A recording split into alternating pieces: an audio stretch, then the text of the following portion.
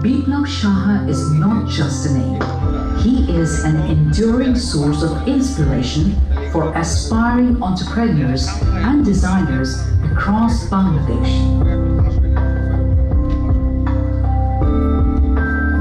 His work is vibrant, deeply rooted in the country's cultural heritage and beautifully blended with the rhythm of everyday life. Each of his collections reflect a rare passion and artistry, bringing joy and color to Bangladesh festival and celebrations. For over 31 years, Biplab Shah has been a pioneer in the Bangladeshi fashion world. Beyond design, he made significant contributions to empowering local artisans, uplifting traditional crafts, and promoting cultural initiatives. A multi-talented personality, he's not only a renowned fashion designer, but also a painter, musician, and successful entrepreneur.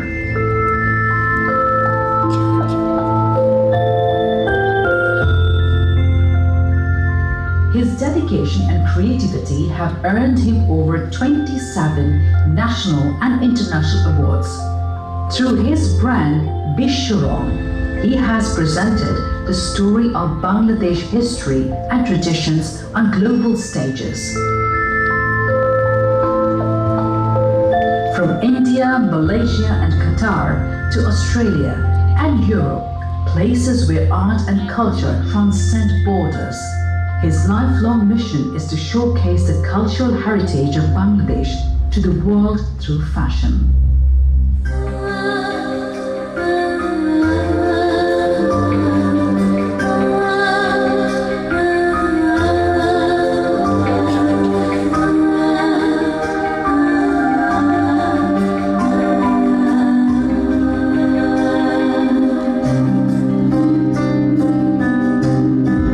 Shah's journey is a story of determination and creativity.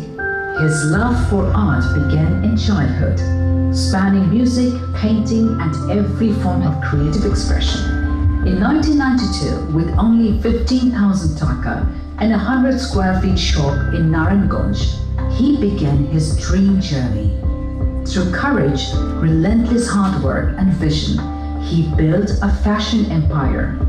In his designs, he masterfully weaves the essence of Bangladesh, from folk motif, albuna, and rickshaw art to terracotta patterns, tribute to Rabindranath Tagore and Kazi Nazrul Islam, and even Bengali cinema.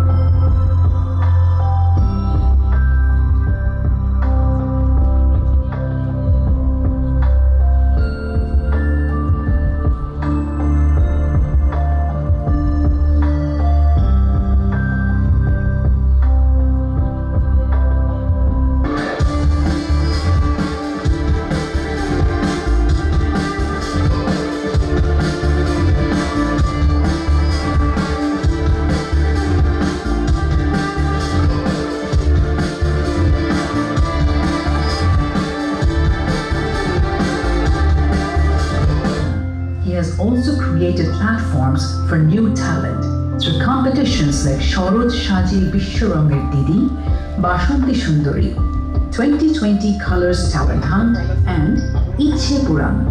Many of today's celebrated musicians, actors, dancers, and models of Bangladesh began their journey with his support.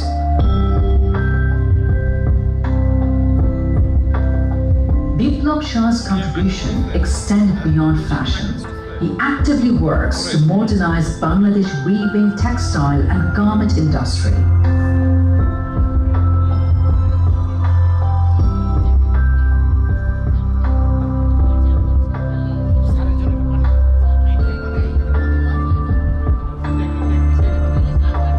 His projects include establishing Uddokta Bhumi, a platform for entrepreneurs of all generations, empowering transgender communities through constructive work and involving weavers at the grassroots level to preserve and promote the nation's weaving heritage.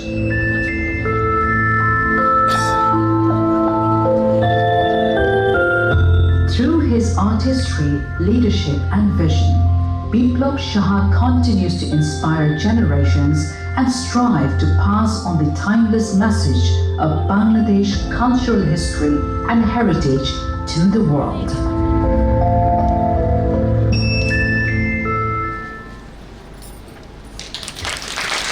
So beautiful, inspiring এবং আমার seriously আজকে একটা session যে আছে পুরো goosebump হচ্ছিল যে একটা মানুষের এত চমৎকার চমৎকার ওয়ার্ড এবং স্ক্রিনের মতোই রঙিন একজন মানুষ বিপ্লব সাহা, আমরা তাকে মঞ্চে ডেকে নিয়েছি।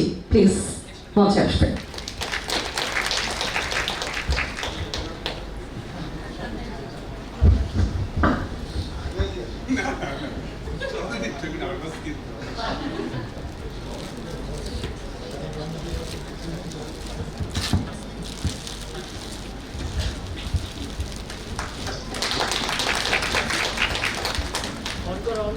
যারা সারা বাংলাদেশ চষে বেড়ায় তাদের সামনে তো আমি একটু নার্ভাস। আমি বলতেছি আমাকে এবার ছুটি দেন, আপনি আপনার যা ইচ্ছা তাই বলেন, সমস্যা নেই। আপনার সব শুভাকাঙ্ক্ষী ভক্তরা সব বসে আছে। Thank you so much. আমি জানি আপনারা কোন মুডে এই মুহূর্তে আছেন, প্রচন্ড ক্লান্ত, তাই তো? ক্লান্ত না অনেক? সারাদিন এত ক্লান্ত ক্লান্ত, কিন্তু উজ্জীবিত হওয়ার জন্য আপনাকে লাস্টে দিতে পরিকল্পিত অংশ মনে রাখেন। আমি জানি। যাই হোক, একটু মানে গল্পের আগে যে গল্পটা বলতে চাই সেটা হচ্ছে যে প্রথম যখন টেলিফোনটা আসে আমাদের ঝুমর দিদির কাছ থেকে এবং বলেছে আমাদের এমপি সাহেব আপনাকে ডেকেছেন, মানে আমি তো নার্ভাস, যে কেউ নার্ভাস হবে নাকি, যে এমপি সাহেব আমাকে যখন স্মরণ করে, আমি তেমন কিছু করি নাই যে আমাকে কেন স্মরণ করলো, ভয়টা প্রথম ওখানেই ছিল। যাই হোক, পরে যখন বলি আপনার সাথে কথা বলবে, যখন বলছে তখন আরো ভয় পেয়ে গেলাম। উনি আমার সাথে সরাসরি কথা বলেও কি সম্ভব, কিন্তু ঠিক উনি কথা বললেন আমার সাথে। এবং আমি গল্পটা অনেকের কাছেই করেছি যে সাভার থেকে এমপি সাহেব আমাকে ফোন করেছেন নিজে। তো বিষয়টা ছোট না আমার জন্য, বিষয়টা অনেক বড়। ভাই এটা কি ধরনের, এরা কি বাঘ ভাল্লুক গেমটা ফোন টোন করে না? মোবাইল আছে, সারাদিন মোবাইল বাঁচতে থাকে। এইখানে যদি 100 জন থাকে, কি মনে হয় আপনাদের এমপি সাহেব সরাসরি ফোন করবে? এটা কি স্বাভাবিক? দেখছেন, আমি কিছু বলি নাই, কিন্তু তার মানে হচ্ছে উনি একটু ভিন্ন, উনি সব কিছুই খুব সাধারণভাবেই দেখেন। আমার একটা ঘটনা বলি যে অনেক সময় হয় না, ফেসবুকে নক করে, খুব সহজে যখন রিপ্লাই দিই তখন ভাবে ফেক। আচ্ছা, তাহলে টেলিফোন নাম্বার দেন, দেখি দিলাম টেলিফোন নাম্বার, যখন ফোন করে কথা বলে তখনও ভাবে ফেক। প্রমাণ করবো কিভাবে যে আমি বিপ্লব সাহা, তখন প্রমাণ করার জন্য তাকে আমি ব্লক করে দিই। এরপর উনি আমাকে খুঁজতে থাকে, তার মানে ওটা সত্যি ছিল। তা আমার ওরকমই ঘটনা ঘটেছে। আমাদের শ্রদ্ধেয়, আমি আসলে ভাইয়াই রাখি, সবাই স্যার করেন সেটা জানি, কিন্তু উনি এমনভাবে আগলেছেন, আমার মনে হয়েছে এই জায়গাটা আমার আসা প্রয়োজন এবং এটা আমার নিজের বাড়ি এবং সাভারের উপর দিয়ে অনেক যাতায়াত করতে হয় আমাকে অনেক জায়গায়, কিন্তু সাভার এভাবে নেমেই প্রথম আমার একটা অভিজ্ঞতা কোনো একটা অনুষ্ঠানে চলে আসাটা তাদের আমন্ত্রণে। এবং যেটা সবচেয়ে বেশি শুনতে হয় আমাকে, সাভারে কেন বিশ্বরম নাই, এটা আমাকে খুব শুনতে হয়, কিন্তু তিনি যদি চান সৃষ্টিকর্তা হয়তো আসতেও পারি। যাই হোক, এইটুকু আমার আশা, গল্পটা বললাম।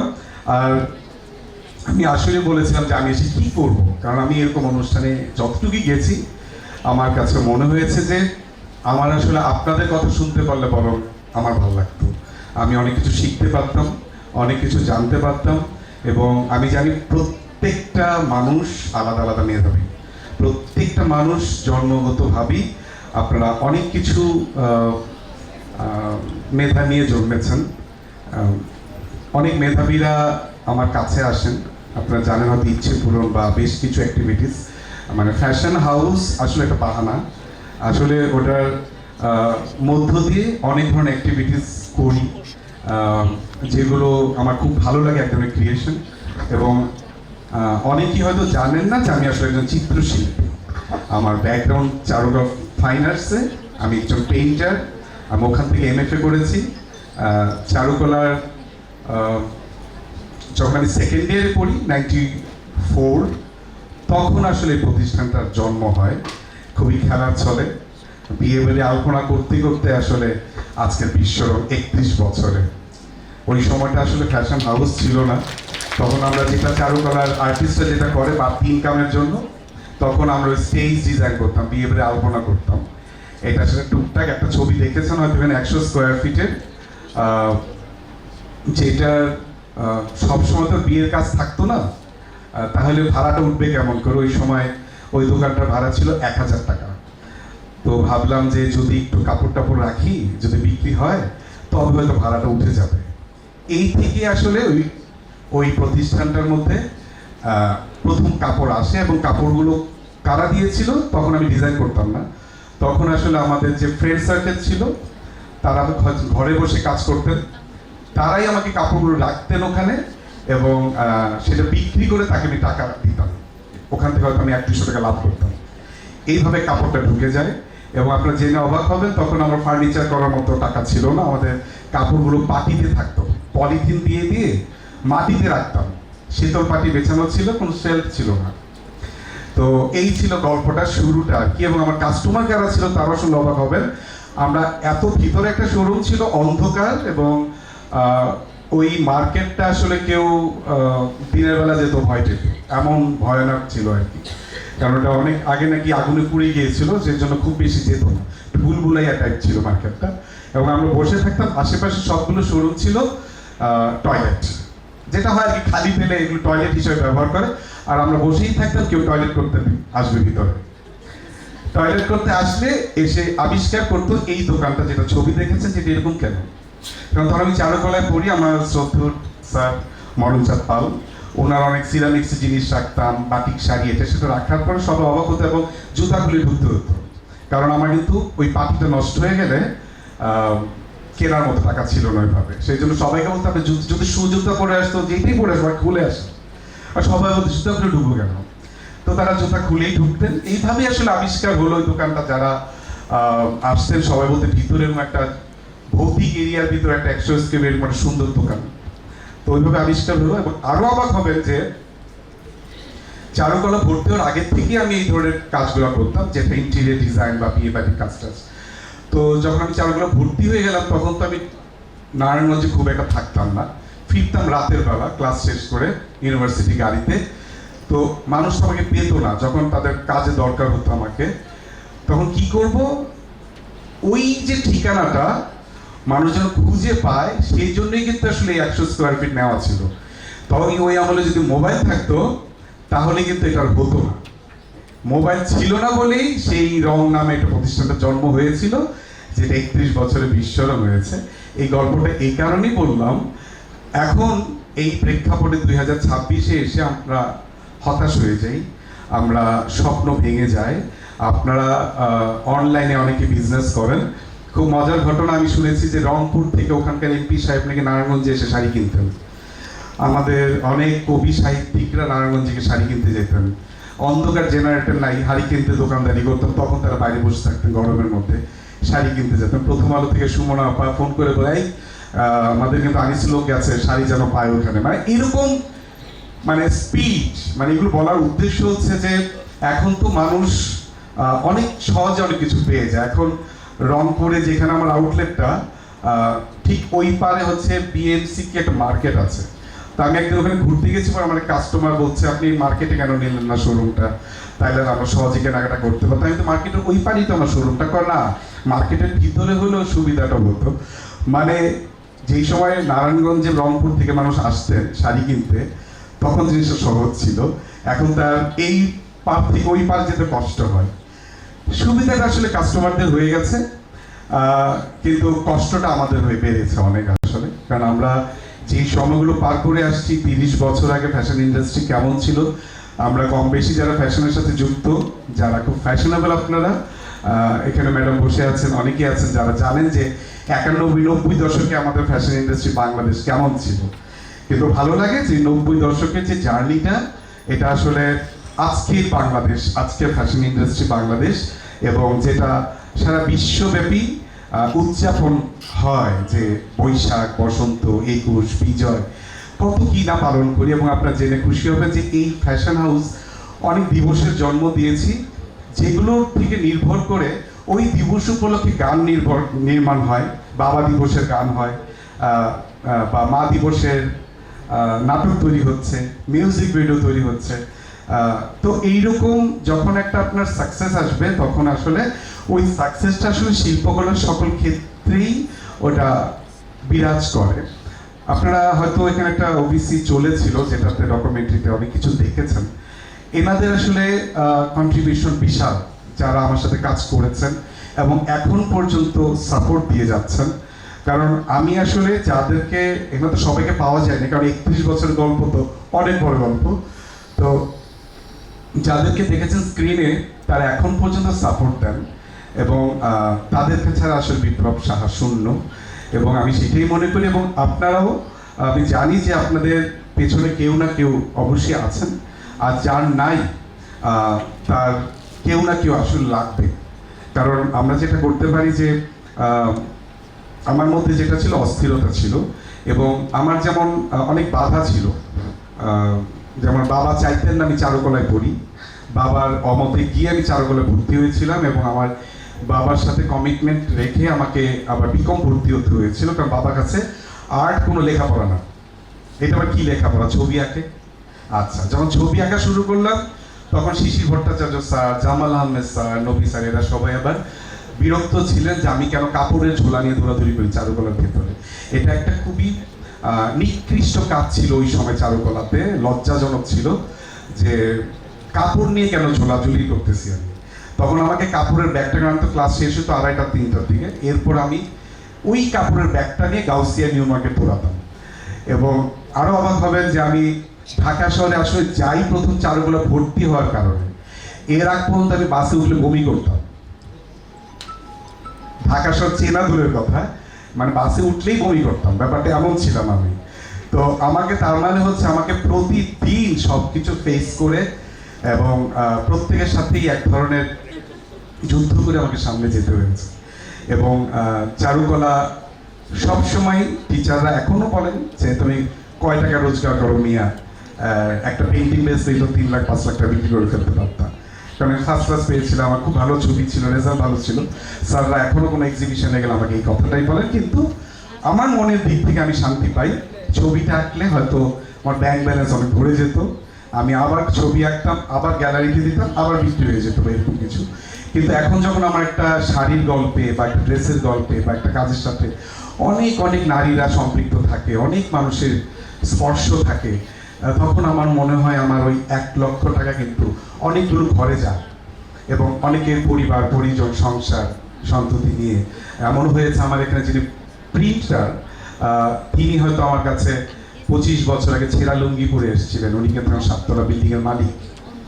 হ্যাঁ, এবং তার আন্ডারে যারা লেবার ছিল তাদের এখন আপনারা যে মাধবী গাউসিয়া যত ব্লক প্রিন্টেড ড্রেস অনলাইনে দেখতে পান, আমি শুনেছি তাদের আন্ডারে যারা লেবার ছিল তাদের আবার আলাদা আলাদা ফ্যাক্টরির মালিক হয়ে গেছে। একটা ছোট্ট একটা উদাহরণ দিলাম আর কি। তার মানে হচ্ছে একটা হাউস বা একটা কনসেপ্ট, এই যে এখানে চলচ্চিত্র দেখলেন আপনি, চলচ্চিত্র নিয়ে আমি কাজ করেছি 2015 সালে। এখন আপনারা নিশ্চয়ই অনলাইন খুললে অনেক সিনেমার পোস্টার নিয়ে অনেক কাজ দেখেন। আমার সাকসেসটা তখন মনে হয় যখন আমার কাজ কেউ নকল করে। নকল এই কারণে বলছি, এটা আসলে উৎসাহ পায়। নকল সব জিনিস হয় না, কিন্তু আসলে আমরা অনেক সময় কষ্ট পাই। শিল্পীরা যারা আমার একটা জিনিস আমি হয়তো 5000 পিস বিক্রি করতে পারতাম, সেটা কপি হয়ে এখন এই হচ্ছে। আপনারা তো দেখেছেন কোন একটা দুর্গাপূজায় নায়িকা বুবলি একটা শাড়ি পরেছিল, আমরা শাড়ি হার্ডলি 120 পিস করেছিলাম। সেই শাড়ি এখন ইসলামপুরে কত 500 টাকা পাওয়া যায়। হাজিজানের শাড়ি নামই বুবলি শাড়ি, এমনভাবে ভাইরাল করে দিয়েছে কিছু মানুষ। তো এটা তো সাকসেসও, কারণ ওই প্রেজেন্টেশনটা হয় বলেই হয়তো তাকে মুগ্ধ করে, মুগ্ধ হওয়ার পরে সেটাকে কপি করে। তো আপনাদেরও সাকসেস তখন হবে আসলে যখন আপনার কাজটা, এই রেহানা আপার কাজটা সামিরা আপা কপি করবেন, ওটা নিয়ে কখনো মন খারাপ করবেন না। আমি আসলে জানি না এখানে কে কোন সেক্টর থেকে আসছেন, কার কাজ কি, আমি আসলে অন্ধের মধ্যে ভুলে যাচ্ছি। এবং এইটাই হয়, একদিন নিশ্চয়ই সময় হবে যখন আমি জানতে পারবো যে আপনারা কে কোন কাজে মানে ব্যস্ত থাকেন, এবং আপনাদেরও যদি কোনো প্রশ্ন থাকে সেটাও করতে পারেন। তবে আমি যেটা বলতে চাই যে আপনারা যথেষ্ট পরিমাণে প্রাণ শক্তি রাখবেন, আর এখন তো আসলে সময়টা খারাপ, যারা মার্কেট চালায়, আমরা মার্কেটে আছি, আমরা কম বেশি সবাই জানি সময়টা একটু খারাপ যাচ্ছে সবার জন্যই, যারা অনলাইনে আছেন, যারা অফলাইনে আছেন, আমি জানি সবার একই অবস্থা যাচ্ছে। তো সেইটাকে উতরিয়ে যাওয়ার জন্য একটাই পথ আছে, ক্রিয়েটিভিটি। আমরা বাঙালিরা যেটা সবচেয়ে বেশি করি, কেউ যদি ভালো থাকে তাকে ভালো থাকতে দিব না। এইটা হচ্ছে আমাদের জাতিগতভাবে একটা সমস্যা। তাকে টেনে হিচড়ে নামাবো। আমার মনে হয় উনি যদি জামদানি নিয়ে কাজ করে, আপনি মণিপুরি নিয়ে কাজ করেন, ওই আপা জামদানি নিয়ে একটু ভালো আছে, থাকুক না ভালো। আপনি মণিপুরি না পারেন, আপনি টাঙ্গাইল নিয়ে কাজ করেন, টাঙ্গাইল না পারেন রাজশাহী নিয়ে কাজ করেন, অনেক কিছুই আছে। আর কনসেপ্ট আপনাকে এই যে যতটুকুই কাজ দেখেছেন এখানে, এগুলো কিন্তু সে ক্লিক করেছে কনসেপ্টের কারণে। যেই সময় আমি চলচ্চিত্র নিয়ে কাজ করেছিলাম, এটা কিন্তু একটা মেসেজ ছিল, কারণ বাংলাদেশের চলচ্চিত্র শিল্প বসে গেছে। এফডিসিতে গেলে মানে আমরা দর্শক সিনেমা হলে যাবো দূরের কথা, আমাদের অনেক সেলিব্রিটিরা এখন এফডিসিতে যান না, সুপারস্টার যারা খুবই কম যান, আমি জানি যেটা। তো এই কাজটা ছিলই আসলে যে আমাদের চলচ্চিত্র শেকড় কতটা গভীরে ছিল, কতটা আমরা স্বর্ণযুগ পার করেছিলাম, ওইটা আসলে এই প্রজন্মকে দেখানোর জন্যই কাজগুলো করেছিলাম। এখানে যতগুলো কনসেপ্ট দেখেছেন পানাম সিটি যে মৌ নাচছে, এটা কিন্তু আসলে পানাম নগরীর ওই গ্রিল ডিজাইনগুলো নিয়ে আমি আসলে কাজগুলো করেছিলাম।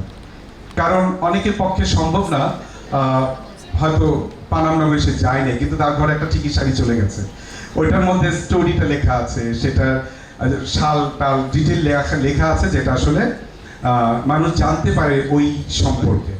যখন যেটা করি, যে এখন আমরা সত্যজিৎ রায়, রবীন্দ্রনাথ নিয়ে কাজ করেছি, রবীন্দ্রনাথ এবং সত্যজিৎ রায়ের যে একটা যুগলবন্দি আছে, সত্যজিৎ রায় আমাদের দুই বাংলাতে প্রচুর জড়িত, সারা বিশ্বেই তার প্রচুর প্রচুর ভক্ত অনুরাগী রয়েছেন। তো তার অনেক কাজের মধ্যে রবীন্দ্রনাথের গল্প এসছে, রবীন্দ্রনাথের সাজ পোশাক আসছে, তো সেইগুলো নিয়েও আমি কাজ করেছি। থিমেটিক কাজ করলে মজাটা কি হয় জানেন, রিস্ক থাকে না, একটা বিজনেস। এটা আমার জায়গা থেকে আমি বলছি, আপনারা একটু এই কনসেপ্টগুলো যদি, আমি জানি হয়তো এখানে বিউটি সেকশনের লোকও আছেন, হয়তো মনে হলো দু একজন পার্লার নিয়ে কথা বলছিলেন, তো ফ্যাশন অ্যান্ড বিউটি কিন্তু খুব রিলেটেড। কানিজ আলমাজ খানকে নিশ্চয়ই চেনেন, ফারজানা শাকিলকে চেনেন, কাজী কামরুল ইসলামকে চেনেন, আফরোজাকে চেনেন, সব কিন্তু আমাদের বন্ধু। তো ফ্যাশন, এখানে যারা আছেন ফ্যাশন অ্যান্ড বিউটি নিশ্চয়ই রিলেটেড অনেকেই আছেন, আপনারা কিন্তু হাত ধরে চলবেন। আমার এখানে যত ভিডিও দেখেছে ম্যাক্সিমাম কাজ কিন্তু কানিজ আলমাজ সাথে করা, কানিজ আলমাজ খান, কাজী কামরুল ইসলাম, আফরোজা, এরাই কিন্তু এইগুলো মেকআপ হেয়ার করেছেন। অর্থাৎ আমরা আলাদা কিন্তু কেউ না। আমি তো চাই যে সাভার এমন একটা জায়গা হোক, একটা সময় চট্টগ্রামকে আমরা বলতাম প্যারিসের মতো দেখতাম আর কি, ওখানে এখন অবশ্য ওই সময়টা ওখানে ওদের নাই, একটু নষ্ট হয়ে গেছে। তো সাভারটা আপনার চাইলে কিন্তু অনেক বেশি একটা, কি বলবো, একটা ফ্যাশন সিটি বানায় ফেলেন এই জায়গাটাকে।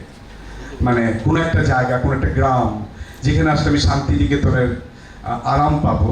মানে অনেক টাকা লাগে না, কিন্তু একটা মাটির ঘরে অনেক শান্তি পাওয়া যায়, যেটা বিল্ডিংয়ে পাওয়া যায় না।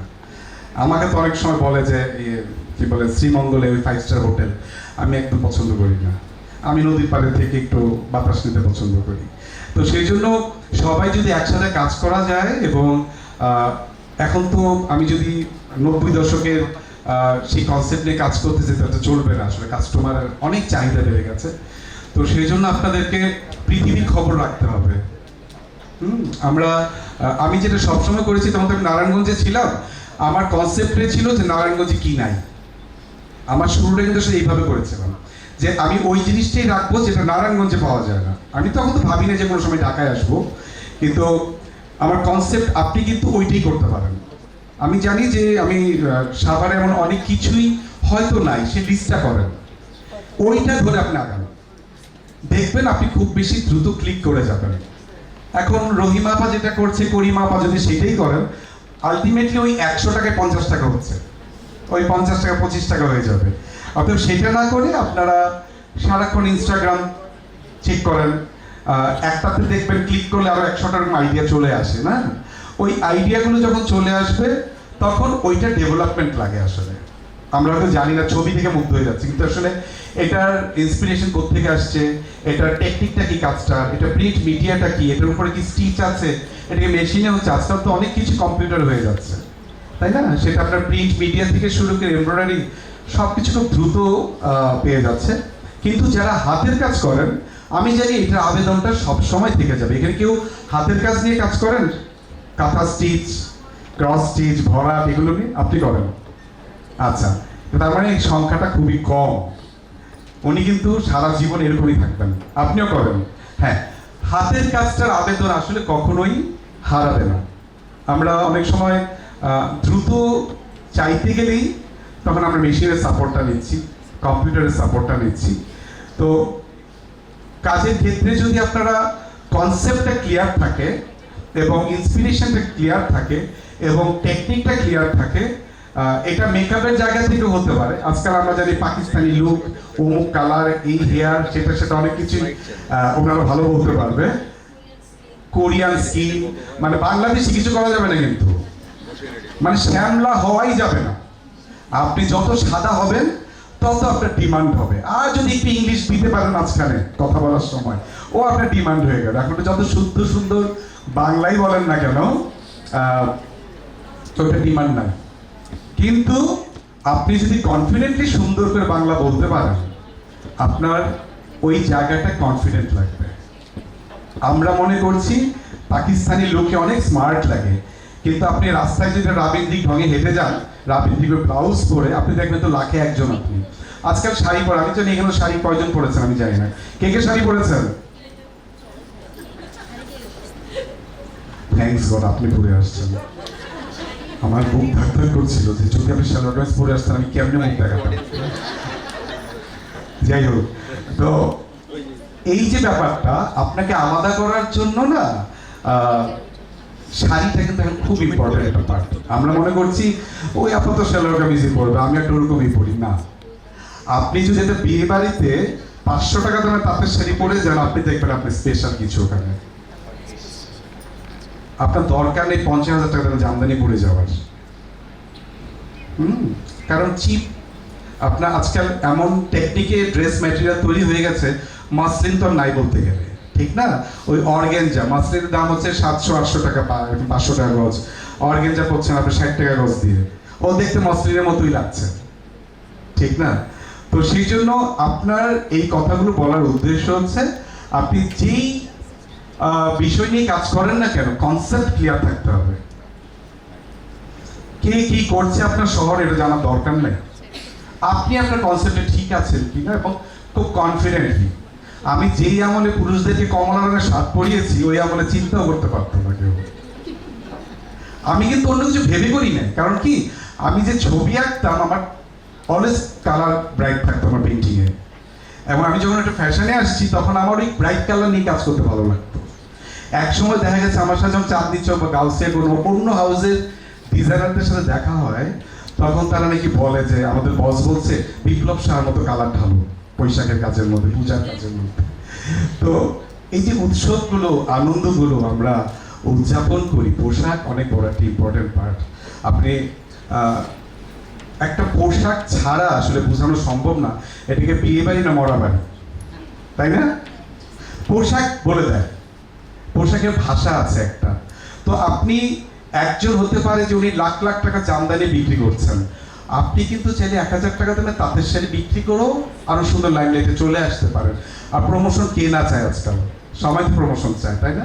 তো ওই শাড়িটার 1000 টাকার শাড়ির সাথে যদি আপনি ব্লাউজ দিয়ে দেন সুন্দর প্যাটার্নে, তার সাথে সুন্দর একটা জুয়েলারি ম্যাচ করে দেন, এবং সেটার প্রেজেন্টেশনটা একটা পার্ট, মার্কেটিং অনেক বড় একটা পার্ট। আমার জন্য সবকিছু সহজ কেন, আমাকে আসলে এখন পর্যন্ত অনেক অবাক হয়, 31 বছর ধরে আমার প্রতিষ্ঠানে কোনো কাজ কোনো এজেন্সি করে না, সব কাজটা আমি করি। আমি এখন পর্যন্ত মডেলদের শাড়ির কুচি আমি ঠিক করে দিই। আমাদের চ্যানেলে গিয়ে যদি বিটিএস দেখেন, দেখবেন যে মডেলদের শাড়ির কুচি আমি ঠিক করছি, কারণ এটা শিল্পীর কাজ করছি, আমি মালিক হিসাবে কাজটা করি না। কারণ আমি আর্টিস্ট, আমি জানি যেটা অর্ডার দিয়ে হবে না সেটা আমি নিজে করে দিলে ঝামেলা শেষ। বা ভাইয়া যেখানে আপনাদের নিয়ে মজা করছিলেন, এটা কিন্তু উনি যিনি উপস্থাপনা করছেন তাকে দিয়ে করালে পারতেন। উনি জাস্ট স্টেজে এসে একটা শাড়ি ধরিয়ে দিতেন, উনি কিন্তু নিজে মাইক্রোফোন নিয়ে আপনাদের সাথে একটা বন্ধুত্বসুলভ আচরণ করে, ব্যবহার দিয়ে, হাসি দিয়ে কাজটা করছেন। তার মানে কি হচ্ছে, যেই কাজটা উনি করছেন, উনি বললেন না, ফোন নিজে বলেছেন আমাকে আসার জন্য, এটা একটা মানে লাখে একজন করবে কিনা সন্দেহ আছে। খুব ঘনিষ্ঠ সম্পর্ক ছাড়া হয়তো করতেন না, কিন্তু উনি করেছেন কোন জায়গা থেকে? উনি এমপির জায়গা থেকে করেননি, উনি আসলে একজন শিল্পী। ওনার পরিচয়টা হচ্ছে উনি শিল্পী, এবং উনি জায়গাটাকে মাটির জায়গা থেকে ধরেছেন। উনি নিজের কাজটা নিজে করতে নিশ্চয়ই আনন্দ পান, সেই জন্য উনি করেছেন। আমিও সেম, আমি নিজের কাজটা নিজে করতে আনন্দ পাই, এখন বন্ধ করি, এবং যতদিন শক্তি সামর্থ্য আছে ততদিন করবো। তা আপনারা আপনাদের কাজগুলোকে, সাভারকে জয় করার জন্য কিন্তু খুবই সহজ। ঢাকায় গেলে আপনার কারাগারি লাগবে, অনেক যুদ্ধ করতে হয় ওখানে, কিন্তু সাভার কিন্তু আপনারা চাইলেই এখানে রানী হয়ে উঠতে পারেন, রাজা হয়ে উঠতে পারেন। আমার ধারণা এখানে অত কিছু মনে হয় নাই, যদিও কিছু এসে থেকে ঢাকা থেকে আসছে নিশ্চয়ই, কোনো ব্র্যান্ড বা এরকম যদি হতে পারে। সাভারের স্থানীয় ব্র্যান্ড কার আমি আসলে আমার ধারণা নাই। তো সেই জন্য আপনারা নিশ্চয়ই অনেক স্বপ্ন নিয়ে প্রতিদিন অনেক ভালো ভালো আইডিয়া নিয়ে হয়তো কাজ শুরু করেন। সেই ক্ষেত্রে আপনাদের উচিত একটাই হবে, যতক্ষণ পর্যন্ত সাকসেসটা না আসবে আপনারা হালকা ছাড়বেন না। মানা করবে অনেকে, বাবা মানা করবে, মা মানা করবে, স্বামী মানা করবে, বউ মানা করবে, বন্ধু বান্ধব মানা করবে, মানা আসবে। আমার মানাগুলো তো শুনলেনই, বাবা থেকে শুরু করে ক্লাস টিচার পর্যন্ত সবাই মানা করেছে আমাকে। আমি যখন চারুকলায় 10 বছর পূর্তি করেছিলাম, তখন টিচারকে দিয়ে আমি অনেক টিচার পেন্টারকে, আমাদের চিত্রশিল্পী যারা, তখন স্যার যারা, তাদেরকে বকুলতলায় নিয়ে এসে উদ্বোধন করেছিলাম, এবং অনেক সেলিব্রিটি ওখানে উপস্থিত ছিলেন বকুলতলায়। তখন স্যাররা আমাকে প্রশংসা করলেন এবং বললেন যে আমরা এতদিনে বুঝেছি তুমি আসলে কি করতে এতদিন। তো এই যে সাকসেসটা আনতে হবে, এবং যেটা হচ্ছে যে অন্যকে খুশি করার জন্য আপনার কাজ করা দরকার নেই। আপনি কাজ করবেন আপনার নিজের জন্য, আপনার ভালো লাগছে কিনা, এবং যুদ্ধটা আপনার সাথেই হবে। আজকে যে সুন্দর কাজটা আপনি করে ফেলছেন, পরের সুন্দর কাজটা করার জন্য আপনার সাথে আপনার কম্পিটিশন কিন্তু, যে আমি যেটা করে ফেলেছি তাহলে এর পরের কাজটা কি হবে, এর পরের কাজটাকে আবার বিট করতে হবে, আরেক জাম্প দিতে হবে, আরেকটা জাম্প দিয়ে আপনাকে সামনে দিয়ে যেতে হবে। তো এইরকম যদি আপনারা করতে পারেন কাজের ক্ষেত্রে, ভালোবাসাটা, স্বপ্নটা এবং সতর্কভাবে করা। এখন যেহেতু সময়টা একটু কঠিন, তো সেই জন্য আপনাকে খুব সতর্কভাবেই সিদ্ধান্তগুলো নিতে হবে। যাক, এই তো, আর তো কিছু আজান দিচ্ছে, আমি একটু মাইকটা অফ করতে চাই। কারো যদি কোনো প্রশ্ন থাকে, জানার থাকে, আমাকে কোনো সমস্যা নেই। Thank you.